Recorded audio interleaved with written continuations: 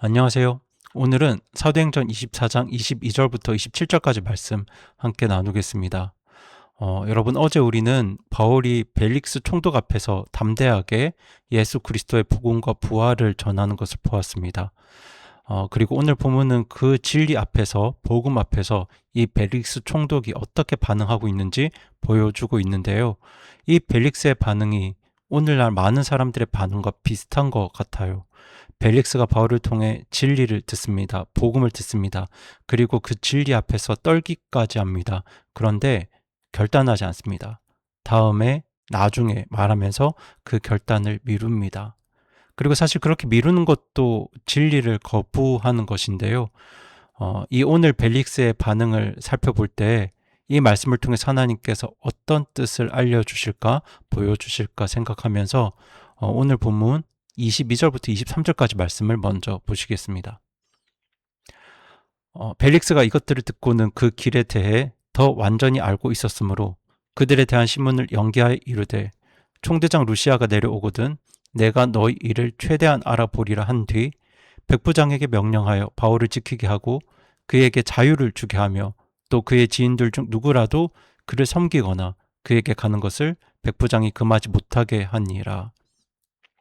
지금 이 말씀을 보시면 벨릭스가 이것들을 듣고는 그러니까 바울의 변론을 듣고는 그 길에 대해 더 완전히 알고 있었으므로 여기 그 길은 예수님을 따르는 길일 수도 있고 바울이 가는 길일 수도 있습니다.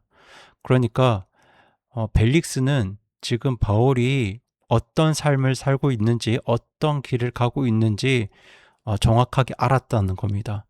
그러니까 무슨 말이냐면 바울에게 죄가 없는 것도 이 벨릭스는 알고 있었다는 거죠. 하지만 판결은 신문은 미룹니다. 연기합니다. 총대장 루시아가 내려오거든 내가 너희 일을 최대한 알아보리라 하면서 그럴듯한 핑계를 두고 판결과 신문을 연기합니다. 그렇게 바울에게는 어느 정도의 자유를 주고 지인들이 바울을 찾아오는 것도 막지 않습니다. 왜냐하면 바울에게 죄가 없는 줄 알기 때문에 바울이 지금 어떤 삶을 살고 있고 어떤 길을 가고 있는지 정확하게 완전하게 알았기 때문에 이런 조치를 내린 겁니다. 하지만 바울을 풀어주진 않습니다. 왜 그러냐면요.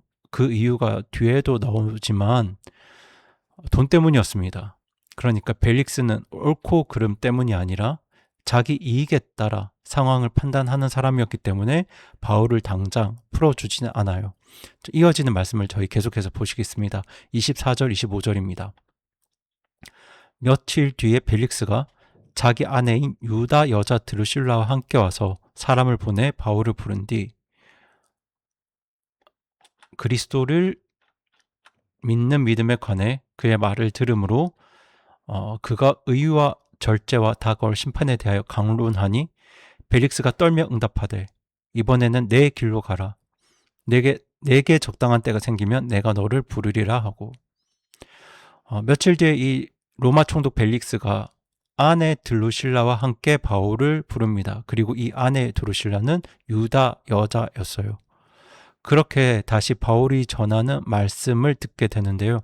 그때 바울이 무엇을 전하냐면 25절에는 의와 절제와 다가올 심판에 대해서 강론했다. 말씀을 전했다. 이렇게 기록하고 있어요. 그런데 사실 이것 자체가 굉장히 놀라운 장면이잖아요. 공식적으로 바울은 지금 죄수입니다. 그리고 벨릭스는 그 바울을 가둔 권력자예요. 그런데 그 죄수가 권력자 앞에서 아첨 한마디도 없이 죄와 의와 절제와 심판을 정확하게 전합니다. 그렇게 바울은 벨릭스에게 의와 절제와 다가올 심판에 대한 말씀을 전했다고 하는데요. 이 세 가지를 제가 간단하게 말씀드리면 먼저 첫 번째, 의에 관한 말씀입니다.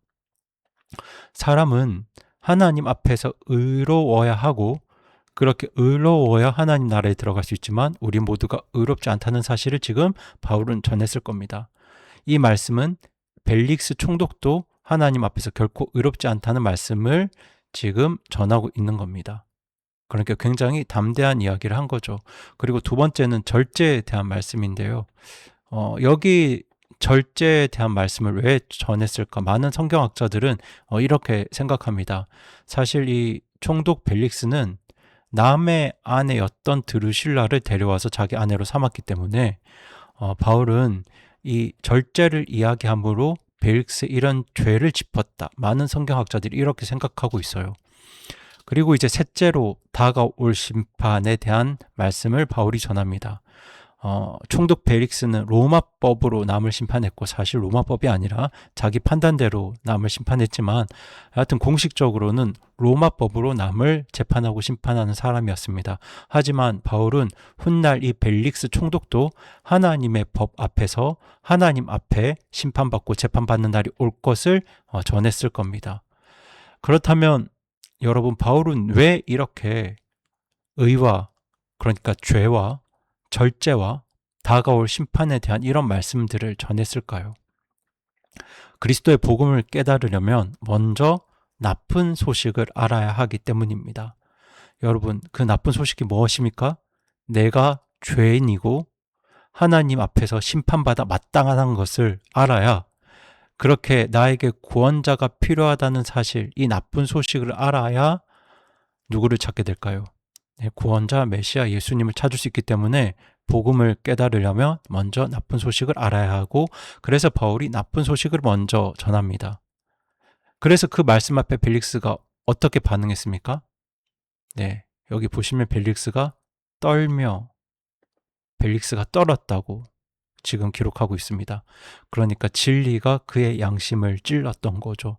하나님의 말씀이 그의 마음에 무언가 역사했던 겁니다. 그런데 이 벨릭스가 뭐라고 말하나요? 이번에는 너의 길로 가라. 나에게 적당한 때가 생기면 내가 너를 다시 부르겠다. 하고 다음에 적당한 때에 그렇게 말하면서 이 복음 앞에 반응하기를 미룹니다. 여러분, 벨릭스는 진리를, 복음을 들었습니다. 의와 절제와 자기 죄와 그리고 그 앞에서 다가올 심판까지 진리를, 복음을 정확하게 들었습니다. 그리고 그 진리 앞에서 떨기까지 했습니다. 감정적으로도 반응합니다. 하지만 그 진리 앞에서, 복음 앞에서 결단하지 않고 그 반응과 결단을 뒤로 미룹니다. 그리고 이어서 보시면 아시겠지만 그 적당한 때는 끝내 오지 않습니다. 여러분, 복음 앞에서 복음을 깨달았을 때 결단하기를 미루는 건 중립이 아닙니다. 사실 그렇게 미루는 것도 거절입니다. 그러니 여러분, 복음 앞에서, 진리 앞에서, 하나님 말씀 앞에서 여러분의 결단을 미루지 마시기 바랍니다. 나중에 해야지, 적당한 때 해야지, 그렇게 미루지 마십시오. 그 나중에가 없을지도 모릅니다. 우리가 말씀을 듣고 진리를 깨달았다면, 그것이 옳은 길이고 그것이 정말 복된 길인 걸 깨달았다면 순종할 수 있는 지금, 오늘 결단하고 순종하는 것이 가장 지혜로운 삶입니다. 그럼 저희 이어서 26절, 27절 보시겠습니다. 또한 바울에게서 돈을 받고 그를 풀어주기를 바랐으므로 더 자주 사람을 보내어 그를 부르고 그와 이야기를 나누니라. 그러나 2년 뒤에 보르기오 베스도가 벨릭스의 자리로 오매 벨릭스가 유대인들에게 기쁨을 주기 위해 바울을 결박한 채로 두니라. 여러분, 이 말씀을 보시면 왜 벨릭스가 바울을 풀어주지 않았는가, 그리고 바울을 자주 불렀는가, 그 속셈을 알 수 있죠. 그 이유가 다 돈에 있었습니다.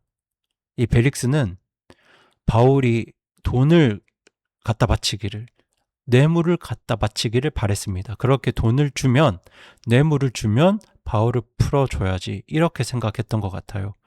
그렇게 뇌물을 기대하면서 바울을 자주 불러서 이야기했는데요. 제 생각에는 그렇게 바울이 불려갈 때마다 무엇을 이야기했을까요?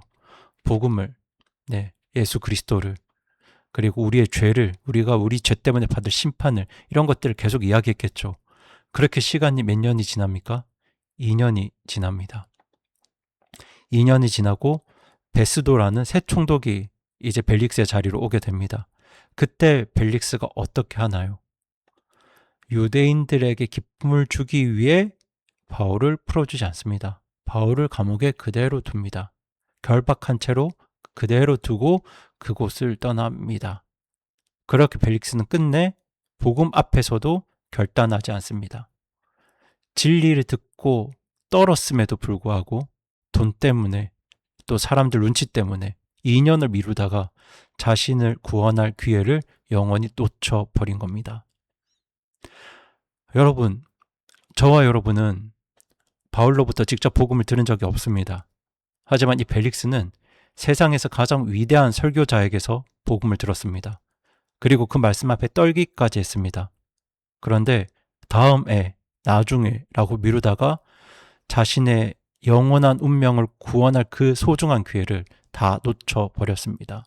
돈 때문에, 사람들의 눈치 때문에, 여론 때문에, 자기 자리를 지키기 위해서 그 기회를, 그 소중했던 기회를 다 놓칩니다. 이게 얼마나 큰 비극입니까?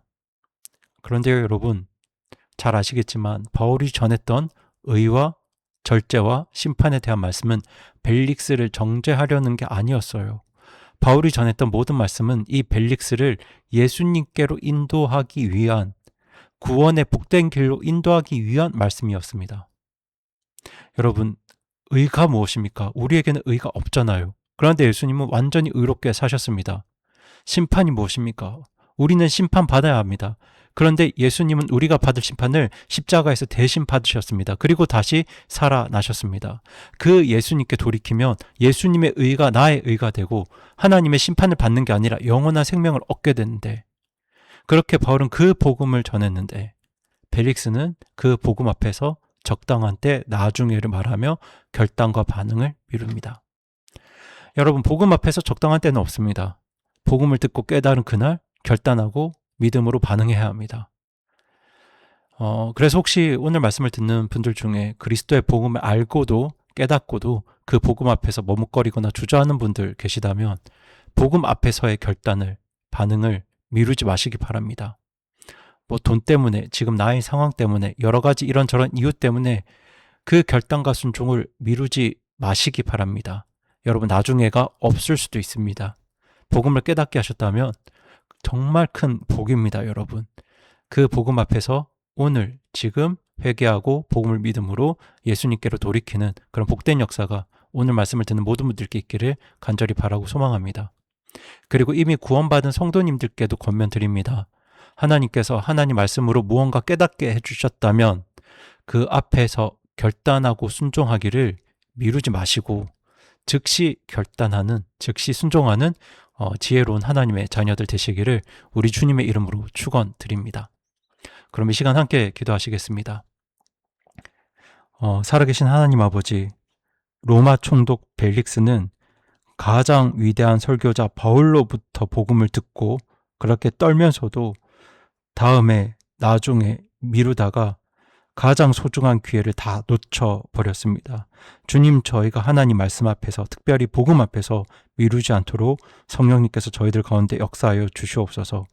그리고 주님, 바울이 벨릭스에게 전했던 그 복음이 저희에게 주어졌음을 우리 주님께 감사드립니다.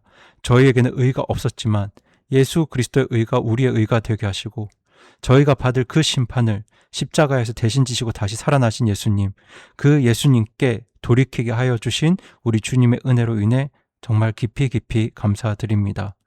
그렇게 우리가 비단 복음뿐만 아니라 저에게 주신 어떤 하나님 말씀 앞에서도 적당한 때를 기다리다가 나중에 말하면서 소중한 기회를 놓치지 않게 하시고 지금 즉시 주님 말씀에 결단하고 순종하는 그런 지혜로운 하나님의 자녀들이 되게 하여 주시옵소서. 이 모든 말씀 우리 주 예수 그리스도의 이름으로 기도드립니다. 아멘.